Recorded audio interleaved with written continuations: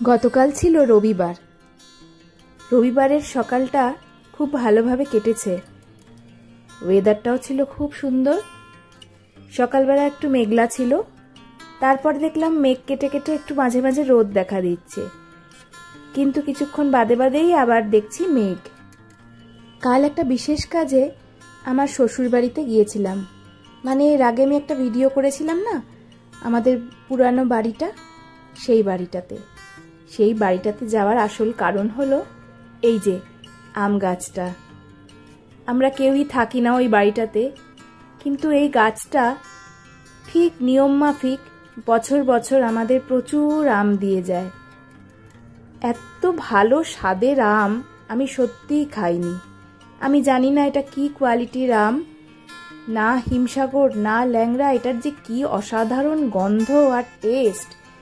ঘরের মধ্যে এনে যখন রাখবেন না, ঘরে মানে গন্ধে মম করবে। গাছটা অনেক পুরানো, প্রায় 4 তলা বাড়ির সমান। এই যে আমার কর্তামশাই, উনি চলে গেছেন চিলেকোঠার ছাদে। সাথে নিয়ে এসেছিলেন আমাদের ক্লিনিং 2জন স্টাফ, মানে আমি যেই ফ্ল্যাটে থাকি ওখানকার 2জন ক্লিনিংয়ের স্টাফকে ও নিয়ে এসেছিল। সবাই মিলে আম পাড়া হলো।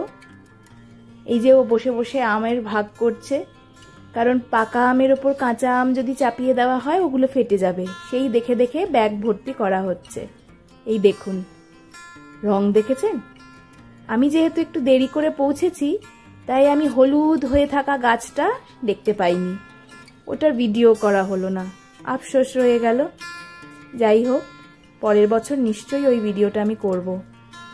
যারা আম পাড়তে গিয়েছিল তারা বলছিল, ম্যাডাম জানেন গাছটা এত সুন্দর লাগছিল, পুরো হলুদ হয়েছিল।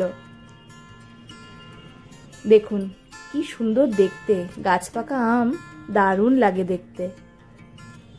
অনেক আম নষ্ট হয়ে গেছে, ঝড়ে পড়ে গেছে, পাখিতে খেয়েছে, ঠিক আছে, এত তো আম হয়েছে, পশু পাখিরাও তো খাবে।